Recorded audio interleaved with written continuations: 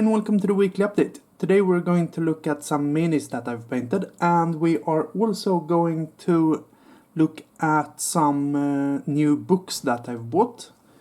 But first up, a quick hand injury update. I'm basically back to normal. I'm painting again. I'm riding my bike, which was the cause of my hand injury. And so recovery is going as planned. So let's jump into looking at some minis. First up we have 10 Vikings from Gripping Beast. These I'm gonna use for Clash of Spears and Knight, Pike and Sword. I did run out of shield transfers, so all the shields are hand painted, and they include my new favorite paint, which is Crusted Sore from Army Painter. This gives this really deep red burgundy color. It takes a while getting used to painting with Army Painter paints. They are quite thin and they don't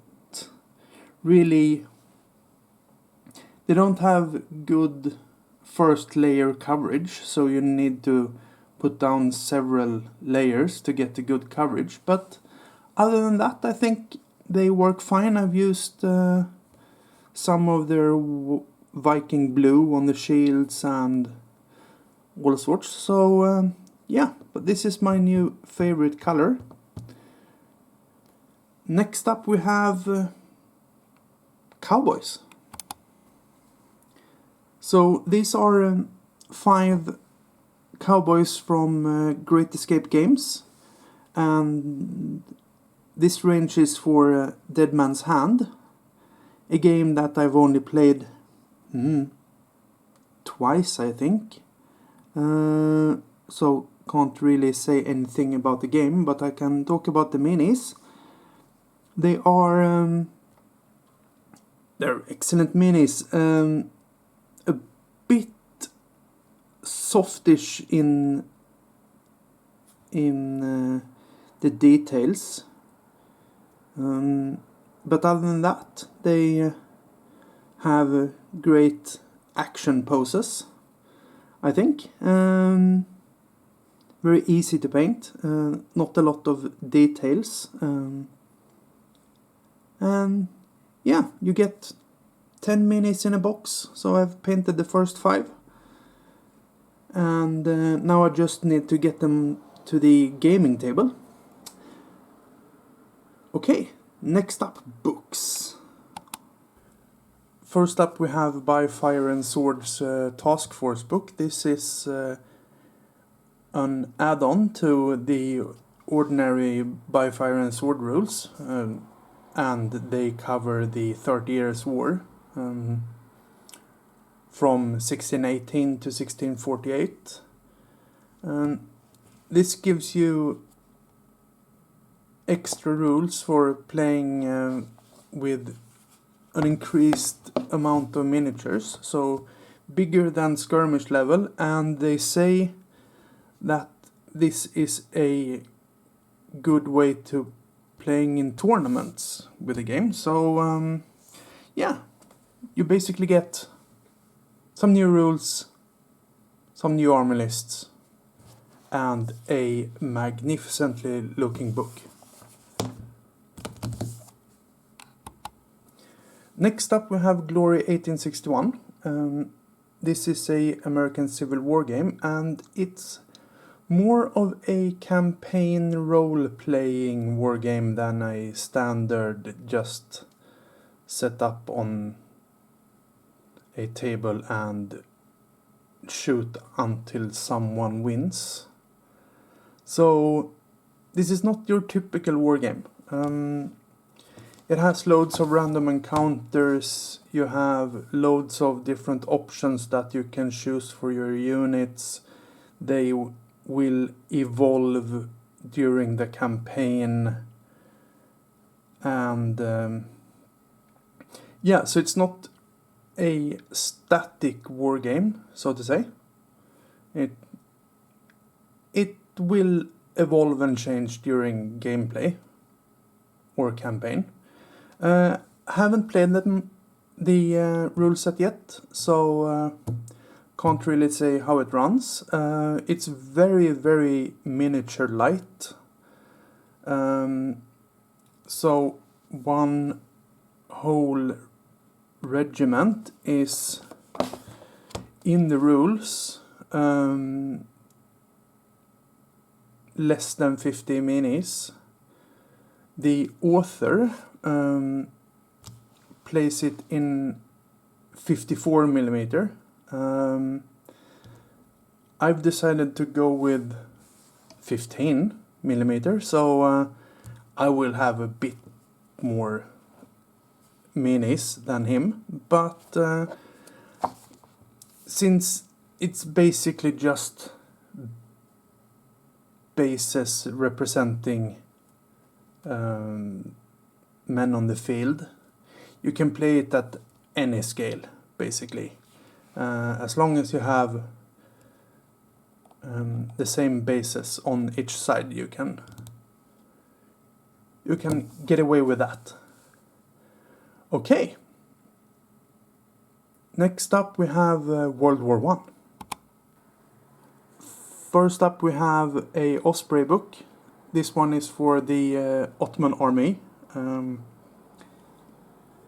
It's your standard Osprey book with loads of historical information, loads of drawings, equipment information, and so forth.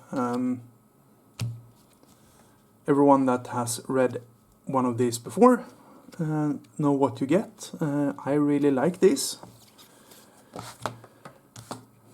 Next up we have a book called The Trench Fortifications. This is from the Imperial War Museum. It's quite a thick book. Gives you loads and loads of information about trenches in World War I. I've only quickly flicked through this book, but from what I could see, you get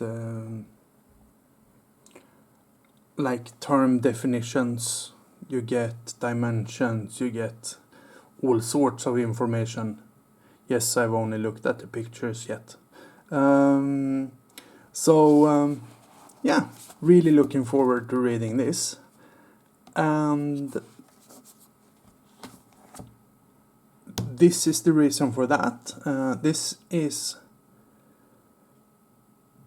how to build World War I trench systems for wargaming.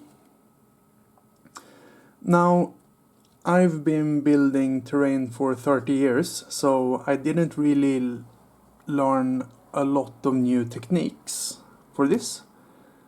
But I got a lot of new ideas of what to build and detailing up trench systems. This book covers everything from what materials you need to how to build static trench systems to modular trench systems, and yeah, it's I would say a good starting off point for building trench systems for wargaming. And then finally we have this one, modeling World War I trench warfare. This is more of your diorama style of I wouldn't say terrain building, I would say model building. So this is not for gaming, this is purely dioramas, highly detailed ones. And it goes through techniques like how to make sandbags, how to make duck boards. It has loads of these minor or smaller dioramas shown. You have details about building tools and loads of scale information basically. That was it for this week. Quite a long one, and I felt very rusty recording a video. But I'll soon get back into the swing of things, I think. I hope. See you on Sunday.